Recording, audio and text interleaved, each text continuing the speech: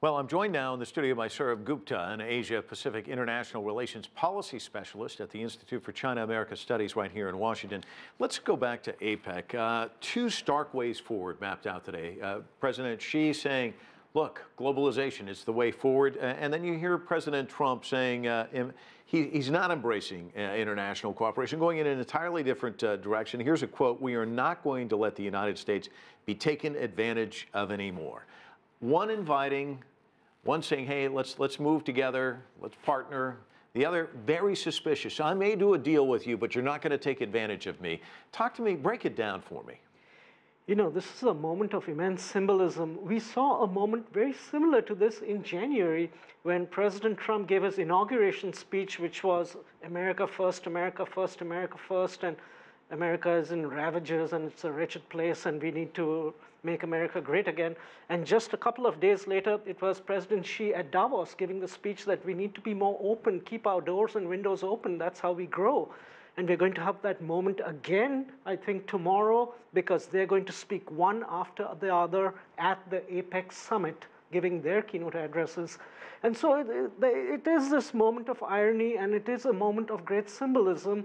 And we'll just have to take it from there and hope that we can limit some of the damage that President Trump is talking of, and we can go down the path that President Xi alludes to.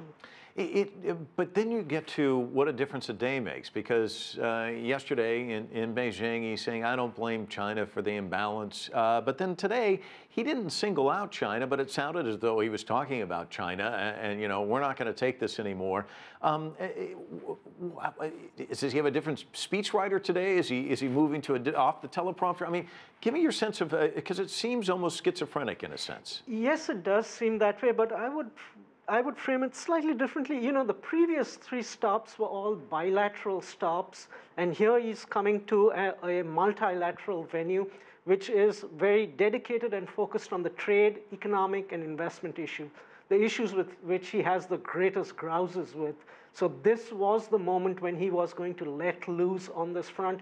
And frankly, it's disturbing to note, because he also mentioned in that speech that the United States will not be signing an agreement which involves a large number of partners, because those are not, as he says, enforceable the way the U.S. wishes them to be. And it doesn't work in the U.S.'s favor. He wants just these bilateral agreements, but these multilateral agreements, everybody gives a little. It's kind of a simplistic view that you go into an arrangement and you get the best of the deal every time. I mean, everybody has to give up something. Everybody has to give up something, and frankly, it's always been the case that it is the weaker players in the negotiation who give up more. And it's been the case that the United States has been able to twist arms and get good deals at multilateral level, at the regional level. What has happened is that at the multilateral level, its scope for leverage and arm twisting has gotten reduced, and so that we went down to the regional level during the Obama administration, and we saw TPP, et cetera, et cetera. Trump feels even that's not good enough. Now he wants to go down to the bilateral level, so it's one-on-one, and there's no third-party neutral arbiter to make judgments on these issues, so the U.S. can Let me ask you one final question. You talked about the TPP.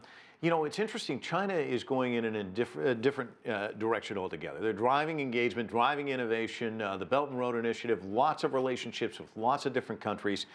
Trump came into office touting infrastructure, really hasn't gone in that direction at all here in the United States. Take me a couple of steps further, a couple years from now. What does the landscape look like for the United States and for China? If you're talking in the infrastructure space, of course, we have the Belt and Road Forum, and frankly, you know, APEC is 25 years, it's the 25th anniversary, and they have to set plans for another next 25 years.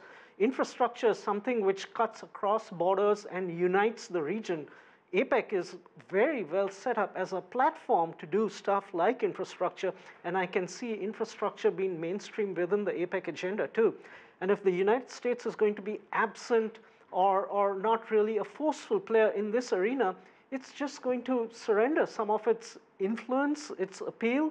And at the end of the day, if China is going to be this huge exporter of capital and infrastructure, and thereafter also become a consumer of last resort, China will effectively be displacing what the U.S. did for much of the 20th century, and U.S. will see that much of its influence has faded away that way. Yeah, it's very interesting to watch. Sourabh Gupta, always a pleasure talking to you. Thanks for coming in. Thank you.